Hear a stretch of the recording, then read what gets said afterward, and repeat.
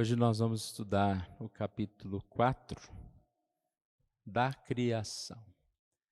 São apenas 2 sessões, mas nós dividimos aqui e vamos mostrar em vários slides, né? Como nós sempre falamos, a ideia é resumir, e quando já é resumido, então a gente fala um pouquinho mais, mas sempre respeitando aqui o nosso tempo de cerca de meia hora.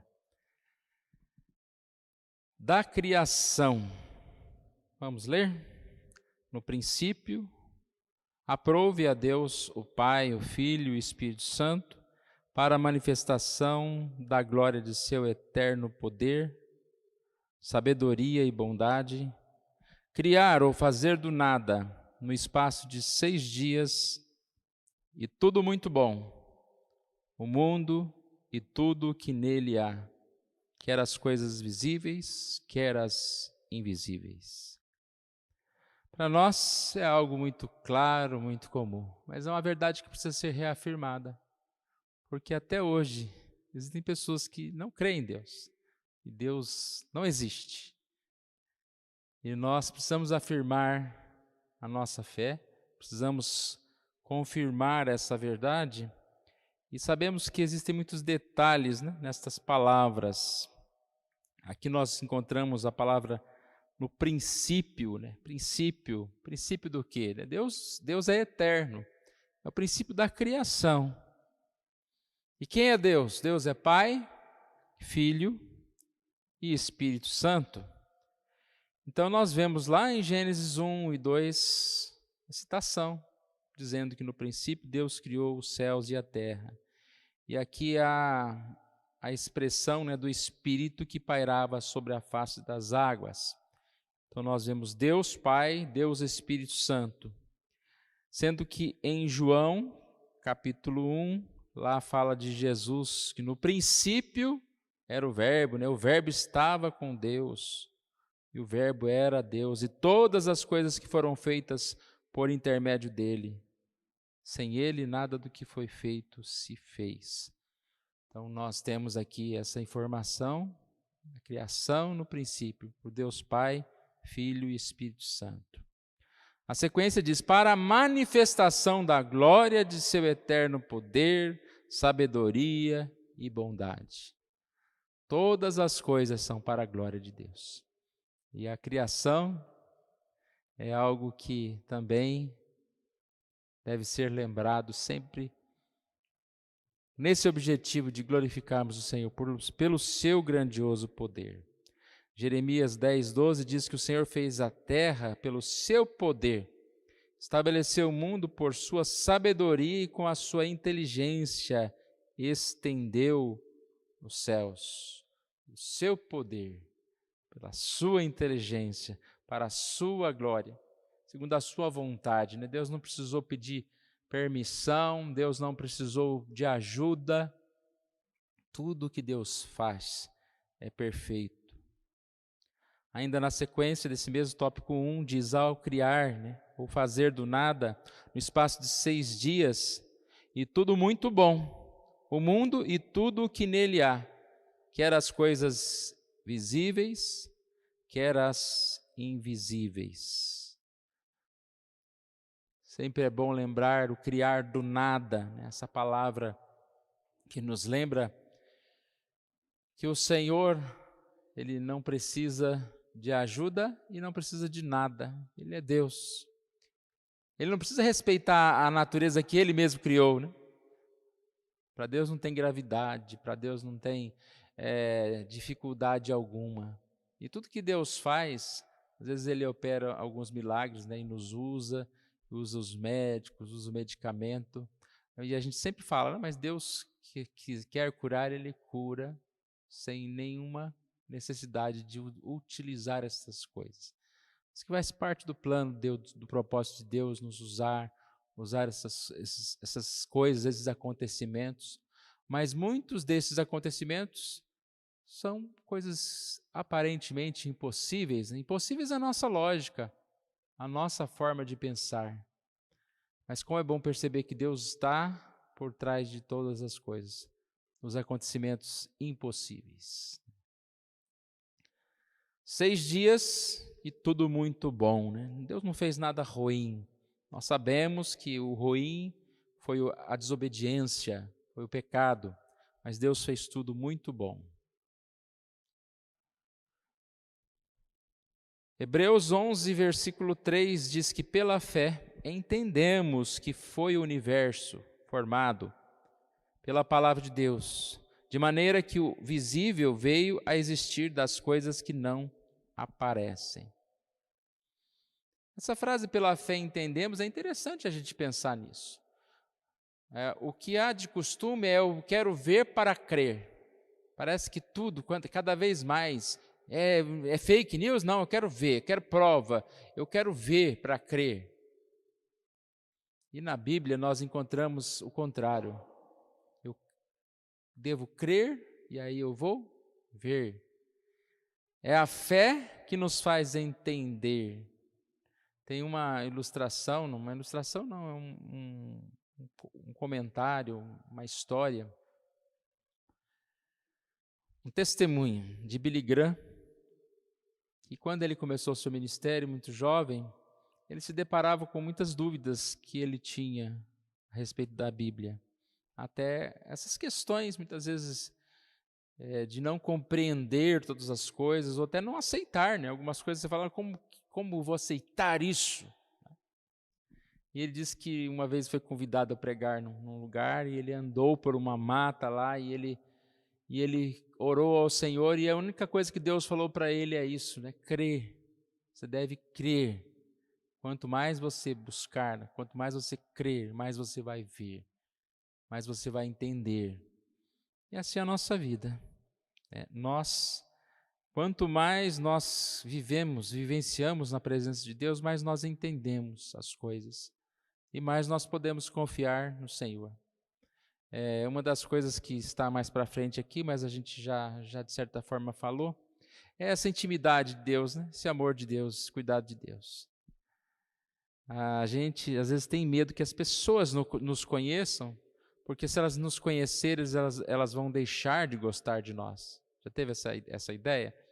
Nossa, se fulano conhecia esse lado meu, né? Isso que eu fiz, não vão nem me aceitar mais na igreja. E que coisa é essa? Deus conhece tanto, tão bem a gente. E Ele ainda é esse mais que um amigo. É como nós cantamos, acho que semana passada, quarta-feira passada. Mais do que eu possa entender, né? O Senhor é mais que um amigo. O Senhor cada vez mais nos surpreende com a sua fidelidade, com o seu cuidado, e Ele assim nos fortalece. Ainda Colossenses 1,16 diz que pois nele foram criadas todas as coisas, nos céus e sobre a terra, as visíveis e as invisíveis, sejam tronos, sejam soberania, quer principados, quer potestades, tudo foi criado por meio dele e para ele. Poder de Deus, né, em criar todas as coisas. Ele criou as coisas visíveis, ele criou as invisíveis, os poderes, os anjos. Deus criou todas as coisas. E assim diz que todo poder, né, é originado do Senhor. Ponto 2. Depois de haver criado, de haver feito as outras criaturas, Deus criou o homem, macho e fêmea, com alma racional e imortal, e dotou-os de inteligência, retidão e perfeita santidade, segundo a sua própria imagem, tendo a lei de Deus escrita no coração deles e o poder de cumpri-la, mas com a possibilidade de transgredi-la, sendo deixados à liberdade de sua própria vontade, que era mutável. Além dessa lei escrita no coração, receberam o preceito de não comerem da árvore da ciência do bem e do mal. Enquanto obedeceram este preceito, foram felizes em sua comunhão com Deus e tiveram domínio sobre as criaturas. Então, a descrição, né? Deus criou primeiro os céus e a terra, e Deus criou o homem.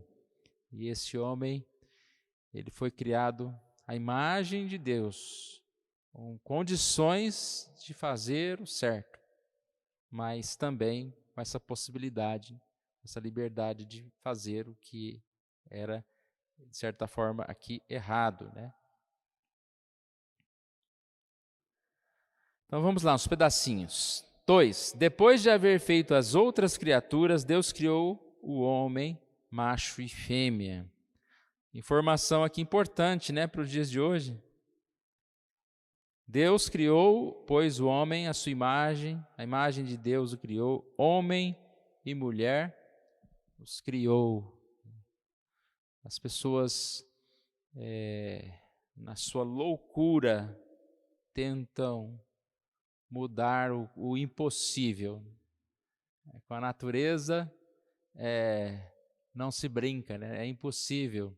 Eu vi uma das comparações que eu achei interessante, com essa história de, eu sou isso, eu sou aquilo, né? Não, eu sou mulher, mas eu estou no corpo de homem, essas coisas assim.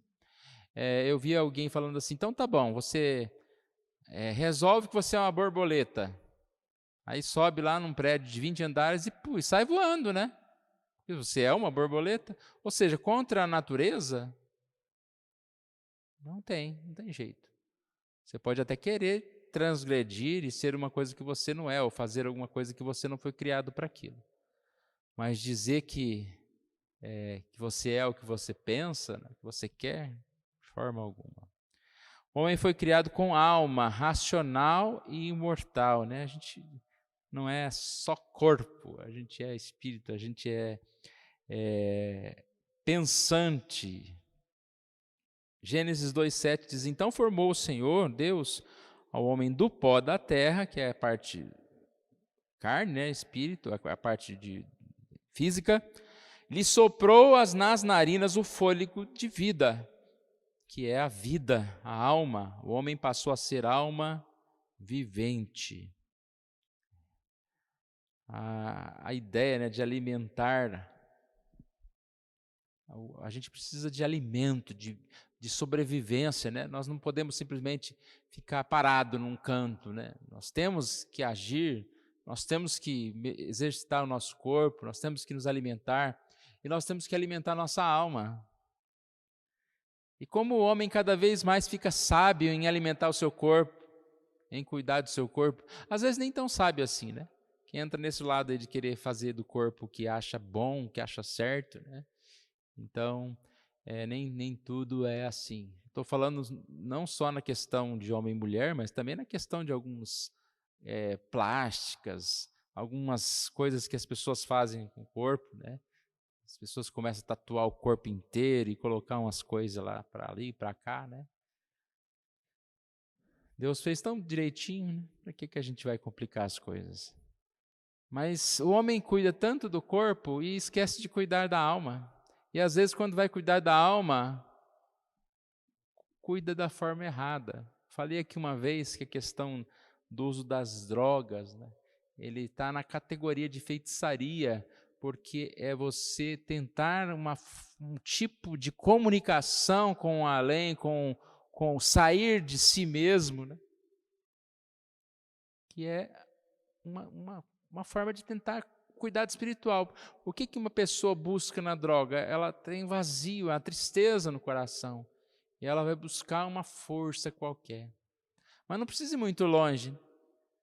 Eu estava vendo uma pessoa falando de um aplicativo desses de meditação. Acho que você já deve ter visto por aí, passam uns coisinhas assim.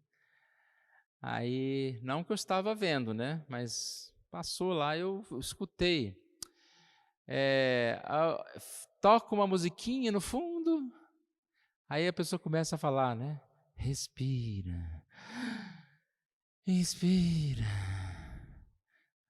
paciência. Aí começa a falar umas frases, né? Paciência, você tem que ter paciência agora, respira. Este ar que está entrando em você é a natureza, você está entrando em contato com o universo. Aí entra naquele lado, né, que a gente vai falar também há pouco, do panteísmo, de ligar ao invés de adorar a Deus, adora a criatura, adora a natureza. Deus está na terra. Uma vez eu vi uma dessas aulas de ginástica, que era aula de relaxamento, né? Aí falava, né? Que era para ficar descalço, né? Sinta a terra. Se você está vendo esse poder da terra subindo, né? Eu falei, gente, o poder da terra subindo em mim assim, né? Umas coisas assim que, ou seja, o homem não tem Deus, ele vai procurar inventar coisas para fazer, né? Mas nós podemos e precisamos cuidar da nossa alma. Vamos lá. O pó volte à terra como era e o espírito volte a Deus. Então nós sabemos que aí está falando a respeito da imortalidade, né? Embora o pó volte à terra, nós sabemos que um dia iremos ressuscitar. E o espírito volta a Deus, é que nós somos também agora, né, daqui para frente, nós temos a vida eterna. Então nós não morremos mais. O que perece é o nosso corpo, mas a nossa alma vai para com Deus quando nós morrermos. Sequência: dotou-los de inteligência, retidão e perfeita santidade, segundo a sua própria imagem. Inteligência, retidão, santidade. Se nós somos criados à imagem de Deus, Deus disse, façamos o homem à nossa imagem conforme a nossa semelhança, nós temos, né, características, aqueles atributos que a gente chama de comunicáveis, né? A bondade, a santidade, o amor, isso tudo que nós representamos, como nós agimos, é porque nós somos criados à imagem de Deus. E aqui é uma boa explicação por que o ímpio também comete bondade. E quando eu falo ímpio, eu falo no sentido daquele que não se rendeu a Jesus, que não conhece a Deus.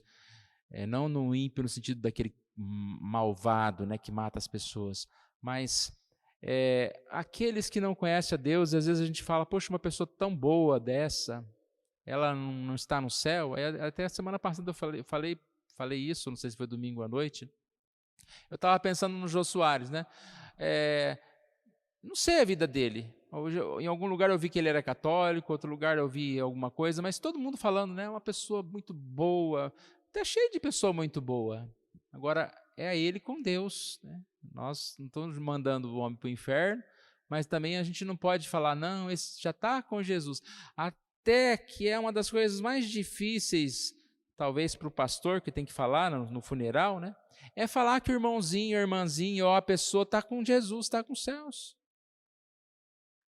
Fala com uma firmeza assim, parece que está aí dirigindo lá o coral lá no céu, lá, né? Chegou lá já mandando, já porque é um santo.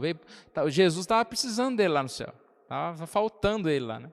Então, será que é tudo isso, né? Às vezes nós também não precisamos ficar, né, num funeral, o pastor chega lá, a gente não sabe para onde que ele foi, né? Porque não vai pegar bem também, né? Mas são certas coisas que cada um o seu relacionamento com Deus. Aí alguém pode dizer, não, pastor, mas aí também não, né? A gente pode falar sim, porque a pessoa fez a profissão de fé, pelos frutos a gente conheceu a vida dele e tal. Certo, mas é com Deus, né? Vos revestiste do novo homem que se refaz para o pleno conhecimento, segundo a imagem daquele que o criou. Nós somos criados à imagem de Deus e nós devemos nos revestir desse Deus, né? desse conhecimento de Deus, dessa imagem de Deus. Essa deve ser a nossa busca. Eu disse há pouco que a gente se preocupa, se cuida muito com o corpo, ou profissionalmente. Em relação às coisas de Deus, espiritualmente, nós precisamos nos cuidar muito mais, né? Nós falamos ontem, né, na casa da Beth, na reunião de oração, sobre os nossos pensamentos, o cuidado que a gente tem que ter. E como a gente vai cuidar do pensamento? Estudando a Bíblia, tendo tempo para as coisas de Deus, dedicando. É difícil dedicar, porque dedicar tempo, nós somos muito assim acomodados, nós queremos fazer do nosso tempo algo que, entre aspas, nos dá prazer, né? E nem sempre a gente está disposto. Não, vou pegar essa tarde inteira, vou estudar a Bíblia. Não, vou pegar essa tarde inteira, vou passear lá no shopping, eu vou não sei aonde. Né? Então, se a gente não se comprometer, a gente vai acabar deixando de lado essas coisas. Os revistais do novo homem, criado à imagem de Deus, em justiça, retidão, procedentes da verdade. Na sequência diz, tendo a lei de Deus escrita no coração deles. Citação de Romanos 2. Aqui está falando a respeito dos gentios, né? E ele traz essa ideia que quando eles fazem o bem, é porque eles têm essa norma gravada no coração. E assim, a sua consciência, seus pensamentos, né, o acusam. E é o mesmo exemplo que eu estava citando há pouco. Quando o ímpio ele faz o bem, é porque ele tem gravado no seu coração essa lei. Não no sentido da salvação, mas ele tem princípios, ele tem conhecimentos de coisas boas que ele deve fazer. Então, você pode pegar, digamos assim, o maior criminoso que comete aberrações, mas ele pode ser uma pessoa bondosa em relação a muitas coisas, melhor do que nós, né, em certas situações. E o poder de cumpri-las, esse poder de cumprir a lei, irmãos, Eclesiastes 7:29, eis que tão somente achei que Deus fez o homem reto. Eis que tão somente achei. Deus fez o homem reto, mas ele se meteu em muitas astúcias. Isso aqui serve para a gente, muitas vezes. Olha, o caminho está aqui. Você que de vez em quando desliga o GPS de Deus, desliga, não quer ouvir. E aí se mete nas astúcias. Finalzinho aqui. Mas com a possibilidade de transgredi-la, sendo deixados à liberdade de sua própria vontade, que era mutável. Citação de Gênesis 3:6. Vendo que era boa para se comer, agradável aos olhos, e árvore desejável para dar entendimento, tomou do fruto e comeu, e deu também ao marido e comeu. Essa possibilidade de transgredir, ela acontece, sempre aconteceu, né? A partir desse momento, a gente está estudando Jonas, o que o Jonas fez? Ele tinha uma ordem, né? Ele tinha um chamado, mas ele tem a possibilidade de transgredir. Ou seja, nós temos liberdade nesse sentido, só que essa liberdade custa caro às vezes, né? Além dessa lei escrita no coração, receberam o preceito de não comerem da árvore da ciência do bem e do mal, enquanto obedeceram a este preceito, foram felizes em sua comunhão com Deus. Então, citação ainda de Gênesis, né? Não comerás. E eles tinham comunhão com Deus. Foram felizes em sua comunhão com Deus e tiveram domínio sobre as criaturas. Façamos o homem à nossa imagem e semelhança, conforme a nossa semelhança, tenha ele domínio sobre os peixes do mar, sobre as aves dos céus, sobre os animais domésticos, sobre toda a terra e sobre todos os répteis que rastejam pela terra. Bom, o que esta passagem quer ensinar para nós? Ela quer nos lembrar do nosso Deus Criador. E aí eu queria fazer como uma conclusão aqui, o Salmo 139, que nós lemos, os versos 7 a 10 do Salmo 139, ele fala, para onde me ausentarei do teu Espírito? E nós percebemos que a grandiosidade de Deus, ela nos remete a essa total dependência de Deus e uma vida em total transparência na presença de Deus.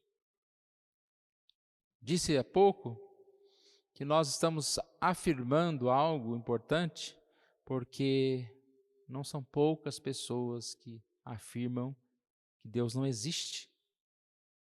E como que eu posso, digamos assim, provar é com argumentos, é com teologia. Eu posso, digamos assim, não provar para aquela pessoa que está fechada se Deus não tocar no coração dela. Mas a única coisa que eu devo e posso fazer é firmar a verdade e anunciar a verdade e proclamar essa verdade. Tem uma outra ilustração que diz que um certo homem disse: essa espada não é de ferro, não sei que material que ele falou, né? Essa espada é falsa. E aí o outro olhou para ele e falou: é falsa, e fez o quê? Chiou na barriga do outro lá, né? Como que eu vou provar? Ele não fez um discurso, como que é falsa? Isso aqui é ferro, aí passou na lousa lá, as propriedades, né, do ferro e tal. Ele não simplesmente, tá bom, é falsa, jogou a espada fora, desistiu da espada. Não, ele provou. A única forma que eu tenho para comprovar a verdade é anunciando a verdade. E essa verdade, ela pode sim, digamos assim, convencer, né, a partir do Espírito de Deus. Mas falando em nós mesmos, nós precisamos atentar para a onisciência de Deus. Já falamos que não devemos confundir com o panteísmo. Deus controla e enche o universo, mas Ele está separado do universo e é maior do que ele. Deus não está na parede, Deus não está na árvore. Deus controla todas as coisas, Ele criou todas as coisas, Ele é maior do que isso. Mas dentro do nosso tema, a onipresença de Deus. A onipresença de Deus, ela nos lembra primeiro de proteção. Como é ruim estar sozinho. Como é ruim você não ter conselheiros, não ter um apoio. E o que diz o Salmo 46:1? O Senhor dos exércitos está conosco, o Deus de Jacó é o nosso refúgio. Está conosco. Quando? Sempre. E Ele é o quê? É o nosso refúgio. E Ele é quem é? É o Senhor dos exércitos. É o poderoso. Então, a proteção de Deus. Quando que acontece um acidente, alguma coisa, né? Hoje em dia a gente liga para o SAMU, né? 193, né? Liga para o SAMU. O SAMU vem rápido, não? Mas ele tem que vir de algum lugar. O Senhor está. Não tem que ligar para ele, não tem que chamar. Mas o SAMU está atendendo outra ocorrência. Não, o Senhor não, ele está atendendo ao mesmo tempo, né? Isso é a onipresença de Deus, é algo maravilhoso. Ele está lá na minha casa cuidando de mim, está na sua casa, está cuidando das pessoas, das mais diversas, em todo lugar, em todo tempo. Deus é onipresente. Ele está disponível, com o seu amor cuidadoso nos protege dos perigos. E quando enfrentamos as tempestades, Ele nos abriga em suas asas. Outra coisa, a onipresença é um lembrete de que dele não podemos fugir. É um fator, de certa forma, doloroso, porque a gente quer fugir, a gente quer se esconder. De Deus, não. Mas, ao mesmo tempo, não é um fator, digamos assim, de um espião que está ali para nos cobrar, né? Porque tem gente que, se souber o que a gente está fazendo, vai denunciar, né? Deus não está para denunciar, Deus está para cuidar. Nós somos filhos, para nos perdoar, para que a gente chegue a esse arrependimento. E a presença, irmãos, aí tem que nos levar ao temor, a respeito. Quando alguém toca a campainha da sua casa, você não atende a porta de qualquer jeito, né? Às vezes você dá uma olhadinha no espelho, um penteadinho no cabelo, né? Quando você precisa estar na presença de alguém, você precisa de uma postura. E essa postura que nós temos que ter em relação à vida com Deus. Lembrando que nós não podemos fugir, não podemos nos esconder, que nada está oculto aos seus olhos e que até mesmo os nossos pensamentos estão e são conhecidos dele. O Salmo 139, né, a partir do versículo 7, fala: para onde me ausentarei? E aí que tem uma série de lugares, né, que a gente poderia imaginar. Mas ele diz aqui,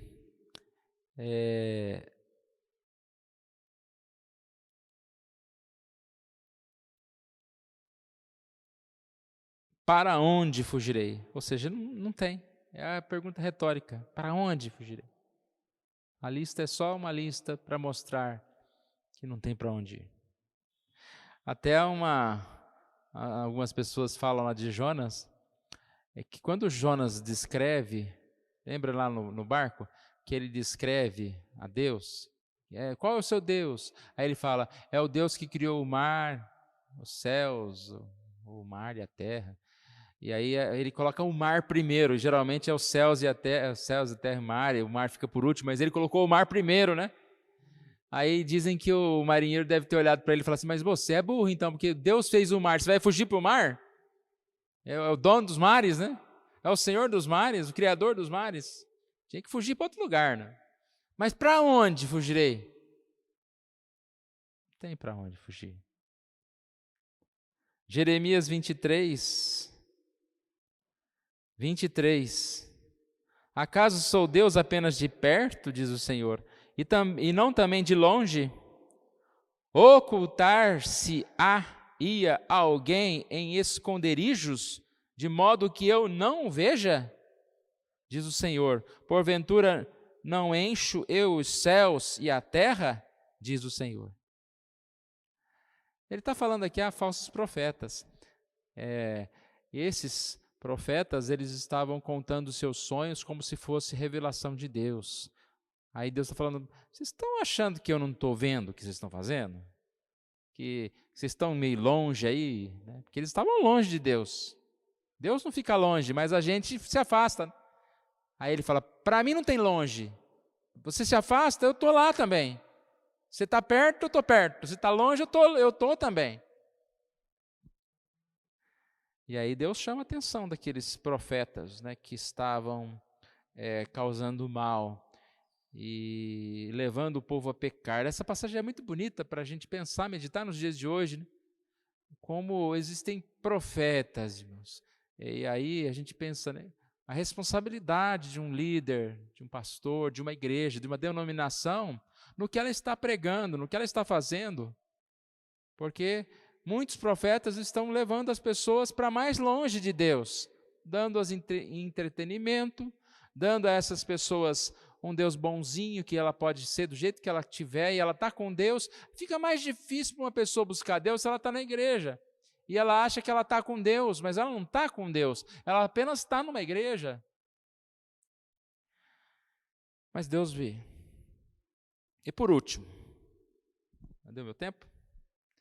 Por último, a onipresença de Deus é uma constante oportunidade para glorificarmos o seu nome. Glorificamos a Deus, elogiamos a Deus, não precisa ir longe, né? Aonde você estiver. Pode ser no culto, pode ser em Israel, pode ser no seu bairro, pode ser em Sorocaba, onde for. Nós temos a oportunidade de glorificar a Deus, porque nós estamos na companhia dEle.